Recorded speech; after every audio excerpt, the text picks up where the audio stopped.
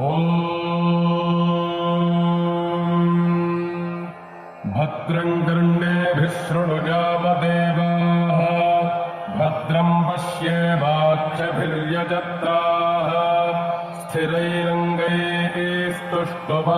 स्थिरैरङ्गैस्तुष्टुवागुंसस्तनूभिः यशेम देवहितं यदायुः स्वस्ति न इन्द्रो वृद्धश्रवाः स्वस्ति नः पूषा विश्ववेदाः स्वस्ति नस्तार्क्ष्यो अरिष्टनेमिः स्वस्ति नो बृहस्पतिर्दधातु ॐ शान्तिः शान्तिः शान्तिः ॐ लं नमस्ते गणपतये त्वमेव प्रत्यक्षं तत्त्वमसि त्वमेव केवलं कर्तासि त्वमेव केवलं धर्तासि त्वमेव केवलं हर्तासि त्वमेव सर्वं खल्विदं ब्रह्मासि त्वं साक्षादात्मासि नित्यं ऋतं वच्मि सत्यं वच्मि अवत्वं माम् अववक्तारम् अवश्रोतारम् अवदातारम् अवधातारम् अवानोचानमवशिष्यम् अवपश्चात्तात् अवपुरस्तात् अवोत्तरात्तात्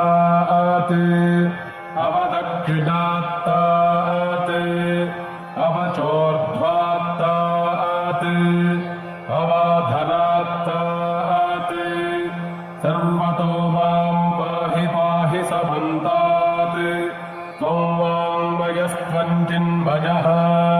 त्वमानन्दमयस्त्वं ब्रह्ममयः त्वं सच्चिदानन्दाद्वितीयोऽसि त्वं प्रत्यक्षं ब्रह्मासि त्वं ज्ञानमयो विज्ञानमयोऽसि सर्वं जगदिदं त्वत्तो जायते सर्वं जगदिदं त्वत्तस्तिष्ठति सर्वं जगदिदं त्वयि लयमेष्यति सर्वं जगदिदं त्वयि प्रत्येति त्वं भूमिरापो नलो निलो नभः पञ्चत्वारि वा आत्पदानि त्वं गुणत्रयातीतः त्वम् अवस्थात्रयातीतः त्वं देहत्रयातीतः त्वं कालत्रयातीतः त्वं मूलाधारे स्थितोऽसि नित्यम् त्वं शक्तित्रयात्मकः त्वां योगिनो ध्यायन्ति नित्यम् त्वं ब्रह्मा त्वं विष्णुस्त्वं रुद्रस्त्वमिन्द्रस्त्वमग्निस्त्वं वायुस्त्वं सूर्यस्त्वं चन्द्रमास्त्वं ब्रह्मभूर्भुवस्वरूम् गणादिं पूर्वमुच्चार्य वण्डादिं तदनन्तरम् अनुस्वारः परतरः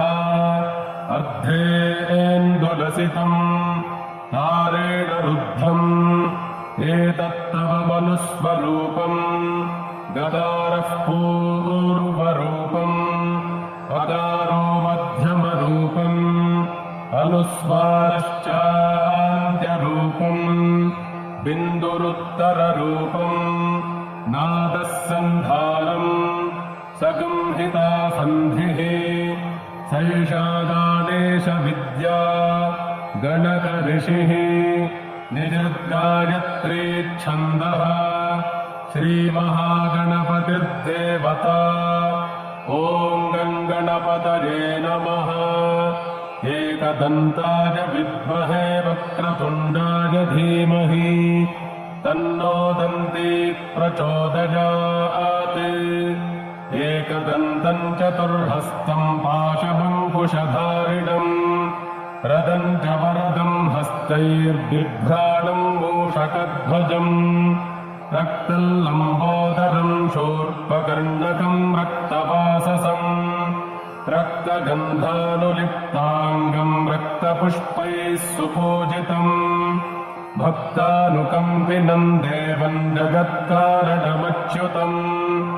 आविर्भूतमच्युतपदं भूतम् च दृष्ट्यादौ प्रकृतेः पुरुषात् परम् एवम् ध्यायति यो नित्यम् स योगी योगिनाम् वरः नमो व्रातपतये नमो गणपतये नमः प्रमथपतये नमस्ते लम्बोदरायैकदन्ताय विघ्नविनाशिने शिवसुताय श्रीवरदमूर्तये नमो नमः एतदथर्वशीर्षंयोधीते स ब्रह्मभूजाय कल्पते स सर्वविघ्नैर्न बाध्यते स सर्वत्र सुखवेधते स पञ्चमहापापात् प्रमुच्यते सायमधीजानो दिवसकृतम् पापन्नाशयति प्रातरधीजानो रात्रिकृतम् पापन्नाशयति सायम् प्रातः प्रयुञ्जानो पापो भवति सर्वत्राधीयानोपविघ्नो भवति धर्मार्थकाममोक्षम् च विन्दति इदमथर्वशीर्षमशिष्याय ददेयम् यो यदि मोहाद्दास्यति स पापीयान् भवति सहस्रावर्तनाद्यय्यम् काममधीते तन्तमनेन साधयेत् अनेन गणपतिमभिषिञ्चति स वाग्मी भवति चतुर्थ्यामनश्नम् जपति स विद्यावान् भवति इत्यथर्वणवाक्यम् ब्रह्माद्यावरणम् विद्यान्न बिभेति कदाचनेति यो दूर्वाङ्कुरैर्यजति स वैश्रवणोपमो भवति